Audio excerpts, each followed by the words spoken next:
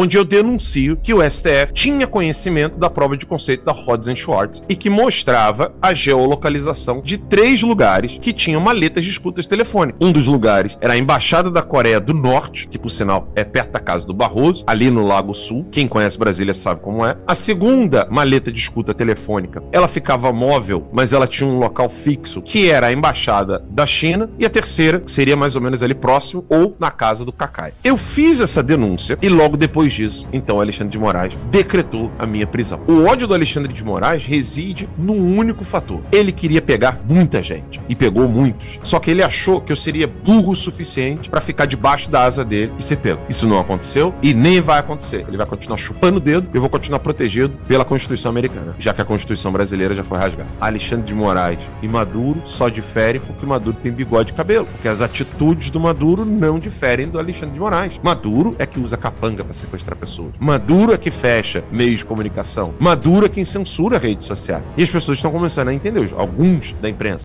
Pessoal, a coisa tá ficando cada vez mais feia pro Moraes. Não para de sair mensagens do seu gabinete. E o Alan dos Santos, a gente já vai terminar de ver o vídeo dele, traz aqui um tanto de revelação, como foi feito, como está sendo a reação dos Estados Unidos com essa situação. E pessoal, o Tribunal Internacional já começa a falar sobre Alexandre de Moraes, não tem como sustentar. E os outros ministros que insistem a defender esse homem que está atropelando as nossas leis podem ter um fim tão triste quanto o que ele vai ter. Eu vou mostrar todo o vídeo pra vocês, já peço pra você me ajudar a compartilhar esse vídeo pra mais patriotas, para que eles saibam o que está acontecendo com o Supremo Tribunal Federal e como está sendo a reação internacional sobre isso. Olha aí.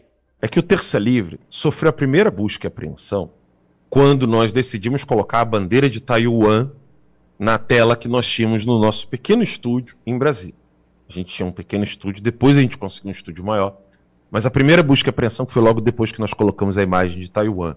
Nós estávamos denunciando a influência de Yang Guamin, que era o embaixador da China no Brasil, que foi o homem que destruiu o Chile, destruiu a Argentina. Onde ele pisava, ele conseguia colocar a esquerda no poder. Ele fez isso na Argentina, com Macri, ele fez isso no Chile, fazendo com que o José Antônio Castro não tivesse êxito para poder chegar à presidência do Chile. Muito bem, denunciamos Yang Guamin, denunciamos a presença do Partido Comunista Chinês no Brasil, e aí sofremos a primeira busca e apreensão Terça Livre, na sede do Terça Livre, que funcionava no primeiro andar da minha casa lá em Brasília. Após a primeira busca e apreensão, eu não me dobrei e denunciei a reunião secreta na QL4, em Brasília, entre Barroso, o presidente do Senado, que era o Batoré, eu sempre me esqueço do nome dele, eu lembro do apelido que eu dei, o Batoré e o Nhonho, que era às vezes eu esqueço o nome dele também, que era o presidente da Câmara. E tinha também gente do TCU, etc. Essa reunião secreta gerou a segunda busca e apreensão. E aí, depois da segunda busca e apreensão, eu informei a minha família que eu precisava sair para continuar denunciando tudo que esses criminosos estavam fazendo em Brasília. Eles estavam incomodados com o novo modo de fazer política, que não fazia reuniõezinhas escondidas entre os poderes. Que Brasília é conhecida por ter reuniõezinhas, cafés da manhã, entre membros dos 3 poderes, deputados e senadores com o presidente da República ou ministros, e ministros da Suprema Corte. Então, judiciário, executivo e legislativo, fazendo reuniões espúrias que não refletem o desejo da população, o que aniquila por si só o que nós chamamos de democracia.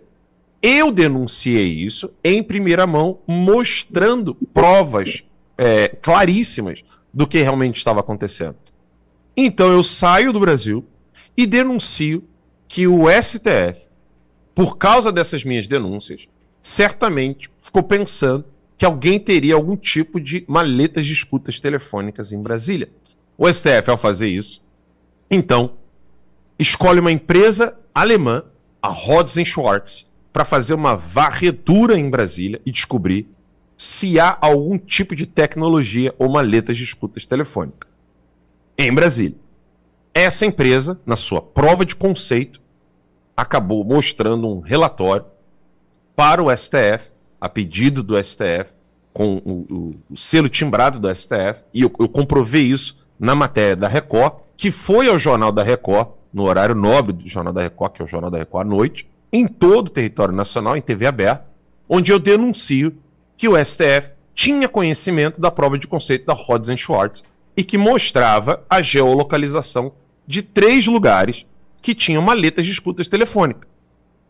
Um dos lugares era a Embaixada da Coreia do Norte, que por sinal é perto da casa do Barroso, ali no Lago Sul. Quem conhece Brasília sabe como é. A segunda maleta de escuta telefônica, ela ficava móvel, mas ela tinha um local fixo, que era a Embaixada da China. E a terceira seria mais ou menos ali próximo, ou na casa do Cacai. Eu fiz essa denúncia e logo depois disso, então, Alexandre de Moraes decretou a minha prisão. Até então, eles só queriam me dar medo. Invadir a minha casa, colocar a arma na cabeça da minha esposa, dos meus filhos, fazer uma segunda busca e apreensão, fazer o que o pessoal chama de esculacho. Sabe? Você vai lá, causa aquele susto, tira a pessoa da sua zona de conforto e mostra quem é que tem força e poder. Ó, eu tenho a força policial estatal na minha mão. Se você continuar buscando sarna para se coçar, denunciando o que nós estamos falando, eu vou encontrar alguma coisa da sua vida. Quebram o sigilo telefônico, telemático, meu e da empresa, fazem um congelamento das contas bancárias, quebram o sigilo da conta bancária, não encontraram absolutamente nada. Até hoje, tudo que eles falam de mim é o tal do crime de opinião. E aí eles inventaram, por meio do tal do crime de opinião, que não existe nem na Constituição brasileira, eles começaram a inventar o tal do líder instigador de manifestações antidemocráticas que vão destruir o Estado Democrático de Direito. Eles começaram criando essa narrativa louca, insana, absolutamente inconcebível, dizendo então que eu estaria à frente, liderando pessoas porque eu estava emitindo opinião e tendo muito alcance. Ou seja, se a tese está certa, a Globo é responsável por todo tipo de crime cometido pelo narcotráfico no Brasil. Porque nas novelas eles instigam isso, nos noticiários eles instigam isso, os artistas instigam isso, eles glamorizam o narcotráfico, então eles são responsáveis diretos por toda a impunidade em relação ao narcotráfico e responsável por toda a morte de policial que há no Brasil. Se a tese deles está certa. Porque a única coisa que eu fiz foi noticiar e emitir a minha opinião acerca do noticiado. O ódio do Alexandre de Moraes reside num único fator. Ele queria pegar muita gente. E pegou muitos. Só que ele achou que eu seria burro o suficiente para ficar debaixo da asa dele e ser pego. Isso não aconteceu e nem vai acontecer. Ele vai continuar chupando o dedo e eu vou continuar protegido pela Constituição americana, já que a Constituição brasileira já foi rasgada. Acerca do jagunço, né, a mensagem do juiz auxiliar lá que trabalha com Alexandre de Moraes, dizendo que ele cogitava então pegar jagunços para me raptar aqui nos Estados Unidos, já que a Interpol e o governo americano não querem cumprir as ordens ilegais do Alexandre de Moraes. Essa é a mentalidade que nós estamos enfrentando hoje no Supremo Tribunal Federal, onde os auxiliares refletem o que pensa os seus capangas, os seus mandantes, né, que no caso aqui é o Alexandre de Moraes. Os capangas do Alexandre de Moraes querem pegar jagunços para raptar um jornalista, porque não existe crime de opinião no Brasil, não existe crime de opinião nos Estados Unidos da América, e aí eles ficaram indignados com a decisão tanto da Interpol, a recusa, né, que eu só fiquei sabendo agora, tá? É bom lembrar isso, eu só estou sabendo nesse exato momento da recusa da Interpol de colocar o meu nome na lista vermelha para me colocar ali no rol de narcotraficantes, assassinos, estupradores, ladrões, criminosos do colarinho branco, todo tipo de crime que se possa imaginar que merece estar na lista vermelha da Interpol, na difusão vermelha da Interpol. Só fiquei sabendo depois da matéria da Folha de São Paulo, da matéria do jornalista Glenn Greenwald, que aquela mensagem do juiz, né, falando ali, primeiro que o juiz não pode ficar fazendo isso fora dos autos, ele precisa fazer tudo isso de modo oficial, na burocracia, afinal de contas, o Brasil ainda se diz uma democracia. Então o juiz precisa colocar todas essas coisas nos autos. Se a gente quiser levar em consideração que em momentos de tensão, momento de estresse, a gente fala alguma coisa que nós não queremos, ou é apenas uma figura de linguagem o que ele fez, ao falar a vontade que dá de pegar jagunço, se eu quiser criminalizá-lo no Brasil não existe crime de opinião, né? Mas o problema é que é exatamente o motivo pelo qual eles querem se defender dessa fala abjeta, é o que eles levantam contra mim, ou seja, acuse-os do que você faz. Se eu não considero aquilo ali como uma preparação de sequestro de fato, e entendo aquilo ali como figura de linguagem, ou uma maneira como ele está desabafando o fato dele não obter êxito com a Interpol e o governo americano, né, no caso aqui teria que ser o FBI, né, porque estaria atuando internamente nos Estados Unidos, na verdade nem o FBI, né, teria que ser o Border Patrol, ou seja, o famoso ICE, né, o órgão policial americano que trata de imigrantes ilegais ou criminosos, coisa do tipo. Se eu trato a fala do juiz, assessor do Alexandre de Moraes, como algo que está sendo só palavras, é exatamente isso que eles me condenam e condenam a você e a todos os brasileiros. Veja só, eles falam, olha, isso aqui foi só palavras, isso aqui não é uma preparação. Não é. Você está manifestando um desejo.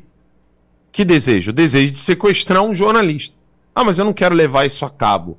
Tudo bem, mas o fato de você estar julgando uma pessoa que você chama de idiota, que foi o caso do mesmo juiz que disse isso. Aí, esse idiota do Alan dos Santos. Animosidade, falta de imparcialidade como juiz. Ou seja, nós não estamos tratando de juízes, nós não estamos tratando de ministros da Suprema Corte, nós não estamos tratando de burocracia e de Estado de Direito. Nós estamos tratando com criminosos. Eles são os capangas, eles são os jagunços. A entrevista agora do Gilmar Mendes à Band, que eu passei amanhã assistindo a íntegra a entrevista, ela mostra duas coisas. Uma imprensa covardada, né? O Mitre pode rasgar o diploma de jornalismo dele. Pode rasgar. Ele ficou ali babando o ovo do Gilmar Mendes durante toda a entrevista. Toda a entrevista foi rasgação de seda para o Gilmar Mendes. Não, porque o Brasil estava vivendo um momento extraordinário. Que momento extraordinário? Um bando de senhorinha com Bíblia na mão, um bando de senhor de idade. Gente, pode ver, não tem nenhum jovenzinho que estava manifestando. Era sempre pessoas de idade, adultos, simplesmente mostrando a indignação deles com relação ao futuro do Brasil. Futuro que se tornou presente. Qual o futuro que se tornou presente, Pitório? Jornalista com medo, jornalista no exílio, e juízes falando que tem que pegar capanga para trazer jornalista que foi pro exílio e que continua falando. Todos nós temíamos isso. Em 2019. 2020 também. 2021 também. 2022 também. E agora o novo Brasil do Lula, o novo Brasil do PT, é jornalista com medo e os juízes querendo pegar capanga para raptar, sequestrar jornalista que não quer se submeter a uma prisão ilegal, a uma ordem ilegal. Eles não são imparciais. Na verdade, eles são criminosos. E quando eu falo isso, Olavo, não é figura de linguagem, não é uma expressão de indignação. Eu me lembro bem quando eu disse que Alexandre de Moraes era psicopata e deixei claro que aquilo ali era uma descrição clínica. Era uma definição clínica do que vem a ser a psicopatia. A imprensa noticiou que Alan dos Santos xinga Alexandre de Moraes. Eu não xinguei. Quando eu fiz a descrição de que ele era um psicopata, foi baseando-me naquilo que é a descrição clínica de um psicopata. Da mesma maneira que quando eu falo que eles são criminosos, não é ofensa, não é xingamento, é uma descrição do que é o Código Penal brasileiro e como que o Código Penal brasileiro define um criminoso. Eles são criminosos, agem como criminosos. Eu não posso ver uma prostituta agindo como prostituta no meio da rua, aí só porque ela quer ser chamada de freira, eu vou chamar de freira. Eu não posso negar o que meus olhos estão vendo. Olha, é uma incógnita, né? Porque não dá para dizer que a redação da Folha pensou assim, a gente foi longe demais apoiando essas atitudes do Alexandre de Moraes, então vamos deixar o Glenn Greenwald fazer essas matérias aqui. Eu não acredito nisso. O Glenn, ele é de esquerda, né? Acredita em pautas de esquerda, mas ele, como americano, ele entende que a liberdade de expressão é o único meio pelo qual ele pode atingir os seus objetivos. Isso é bem americano, né? Independente da pessoa ser republicano ou democrata, ele entende, né? O bom americano entende que a liberdade de expressão é um ativo, um dom dado por Deus que nenhum homem pode calar. E vendo tudo o que aconteceu com o Monark, com o Paulo Figueiredo, Constantino, comigo, o Glenn Greenwald emplacou, então, em dizer, olha, o Alexandre de Moraes não está agindo como eu acredito que ele deveria de agir. Então ele fez uma série de matérias e obteve 6 gigabytes de mensagens, das quais a gente está sabendo aos poucos. Ele teve a garantia da Folha de São Paulo que ele poderá continuar a publicar e muito mais coisas serão publicadas, tá? Diga-se de passagem, não vou adiantar nada, né? Vou deixar a Folha de São Paulo e o Glenn continuarem o seu trabalho e muita coisa ainda vai sair dessas mensagens. A minha interpretação com relação a tudo isso é que, de fato, parte da imprensa, parte, muito mínima ainda, está começando a entender, Vitória, né, que nós estávamos certos. Que quando você estava aqui indignado, quando o Walter, o Olavo estavam aqui indignados, achando, falou assim, gente, isso aqui é um absurdo, isso aqui é um absurdo. E todos nós éramos chamados de quê? De extremistas, inimigos da democracia, pessoas que não estavam preocupadas com o Estado de Direito. Agora eles é que estão começando a ver. Opa, Alexandre de Moraes e Maduro só diferem porque Maduro tem bigode e cabelo. Porque as atitudes do Maduro não diferem do Alexandre de Moraes. Maduro é que usa capanga para sequestrar pessoas.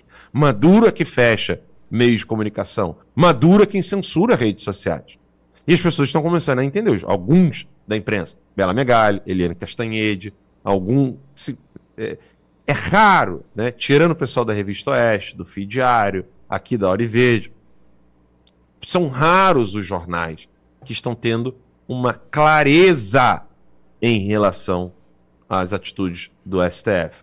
E alguns jornalistas estão começando a entender, olha, no início eu achei que esse pessoal estava exagerando. Agora eu estou vendo que não. Porque vejam só, Clezão está morto. Uma senhorinha pegar 17 anos de cadeia porque usou batom numa estátua. Jovem, né? Uma jovem. E uma senhora de mais de 70 anos pegar 17 anos de cadeia. Inclusive o Gilmar Mendes, na entrevista da Band, diz que isso pode ser discutido no futuro, ou seja, os 17 anos, na verdade, não é uma decisão final da Suprema Corte. É só uma decisão para intimidar essas pessoas. Ele deixou isso claro na entrevista da Band. Ou seja, eles não estão decidindo de acordo com o Código Penal, de acordo com o que nós temos no regimento brasileiro. Não é a lei que está pautando o que está sendo decidido no Supremo Tribunal Federal. Mas é uma ação meramente política. E política é até um eufemismo. É uma atitude criminosa, covarde, coisa de capanga, para colocar medo nas pessoas. Porque uma coisa, Pitório, é eu querer colocar, aspas, né, medo em algum político ao querer denunciar as coisas que ele está fazendo. No jogo político, isso é absolutamente comum. Né? Um prefeito vira, um candidato a prefeito, fala que vai falar de um outro candidato a prefeito, ou um candidato ao governo do estado, fala que vai falar alguma coisa do outro candidato, e aí fica aquela disputa de palavras, notícias de jornal, etc. Mas nenhum deles pega a pessoa, invade a casa dela com a Polícia Federal, bota pistola na cabeça da pessoa, pistola, fuzil, algema essa pessoa, coloca numa penitenciária federal ao lado de narcotraficantes, assassinos, estupradores, e depois ainda dá uma sentença de 17 anos para essa pessoa poder ter medinho e falar assim, não, pelo amor de Deus, diminui a minha pena, porque isso aqui não está sendo medido, né? A dosimetria ali, né? Não quero usar termos jurídicos, mas isso aqui não está de acordo com o tal do crime que você diz que eu cometi. Eles só estão querendo intimidar. Eu acho que agora é a hora da população mostrar quem é que tem que ter medo. Né? Isso é fato. Ou a população fica com medo, ou a população continua dizendo para a Suprema Corte, olha, pode continuar agindo aí que quem tem medo aqui sou eu. Então, o futuro do Brasil depende do povo brasileiro no 7 de setembro. Olha, a consequência direta é o ex sair completamente do Brasil. Né? E foi um absurdo, porque quem leu a decisão percebeu que o motivo pelo qual Alexandre de Moraes, a Polícia Federal e seus capangas queriam prender a representante do ex no Brasil é porque ela não atendeu o telefone em 2 horas. Vejam o absurdo, Vitória. Se não atendeu o meu telefonema nas próximas 2 horas, você vai presa. Não é porque eles não conseguiram localizá-la, não é porque eles não conseguiram mandar e-mail, não é porque eles não conseguiram mandar carta, não é porque eles não conseguiram enviar algum representante oficial da justiça entregar na porta da casa dela algum documento. Não, porque ele não quis atender o telefonema. Foi isso que aconteceu. O Elon Musk vendo isso falou assim, não, assim não dá. Chega. Já chegamos a extrapolamos o limite, na verdade. Então o Elon Musk tomou essa decisão, mesmo sabendo que o Brasil é um grande ativo de lucro para a empresa, mas ele já falou várias vezes, né? O lucro não é o objetivo do X, mas a liberdade de expressão. E óbvio, ele é o homem mais rico do planeta. Ele não precisa do X para poder ganhar dinheiro, ele não precisa do X, do dinheiro do X no Brasil para poder ganhar dinheiro. Ele está realmente preocupado com a liberdade de expressão.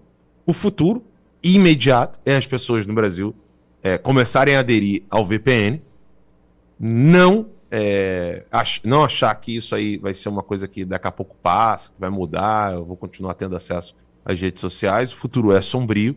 E o 7 de setembro, né, do qual o Marco Antônio, o pessoal lá do Fid Diário, Marco Antônio, Adrilles, vários outros deputados já estão começando a apoiar, que vai ter a manifestação, e também que isso pode modificar o cenário completo, né, se assim for, o povo brasileiro começar a entender a urgência do que nós estamos vivendo e sair às ruas para manifestar que não aguenta mais esse tipo de tirania, de jagunços e capangas na Suprema Corte brasileira. Depende do povo, sendo bem sincero, Petório. Agora o povo vai ter que tomar uma decisão. Sim. Eu estou ciente do que está acontecendo no que eu achava que era a República Brasileira, ou eu vou continuar dormindo, vivendo a minha vidinha, achando que nada vai acontecer comigo, que isso vai acontecer com alguma pessoa aqui, acolá, que fala alguma coisa demais. Agora é a hora do povo brasileiro decidir. Se já chegou a uma situação grave demais e o povo sai às ruas para lutar pelo impeachment do ministro Alexandre de Moraes, ou se o povo vai continuar achando ali, não, isso aí tudo passa, só quem são punidos são as pessoas que não foram prudentes, ou que falam palavrão, que xingam demais na internet, falam que não deve, etc. Se a pessoa continuar se o povo brasileiro continuar com essa mentalidade, o futuro é VPN e rezar para que as pessoas mudem a mentalidade nos próximos anos. É por isso que eu falo, pessoal, o povo brasileiro não pode recuar um passo, não pode recuar 1 milímetro, porque esses caras estão avançando. A esquerda, a Suprema Corte, o Judiciário está avançando. E o povo brasileiro pressionando, indo pra cima, escancarando e fazendo pressão, não tem mal que se sustenta. Amigos, na história conta. Tempos e tempos atrás, o povo passou por situações muito mais graves, onde estava muito mais controlado, onde o povo morria, era preso e assim, escancaradamente, e conseguiram vencer. Você acha que o Brasil não vai conseguir vencer esse judiciário? Nós vamos sim na base da pressão. Na nossa manifestação pacífica, por exemplo, no dia 7 de setembro, que está por vir, nós vamos fazer um dos maiores movimentos contra um ministro já visto no mundo. E nós queremos ver se essa pressão toda do povo brasileiro não vai derrubar esse homem que acha que está acima da lei, esse judiciário que acha que são 11 imperadores e que cada um faz o que quiser. Não, chega, o povo brasileiro diz chega, Supremo é o povo. Quero pedir para você comentar aqui embaixo o que você acha sobre tudo isso, sua opinião, o seu posicionamento, é muito importante, tá, amigo? Comenta aqui embaixo qual cidade você fala, é muito importante, tá? Me ajude a compartilhar esse vídeo para mais patriotas. Estão preocupados, precisam saber da verdade o que está acontecendo no Brasil e no mundo, tá ok? Muito obrigado e até a nossa próxima notícia.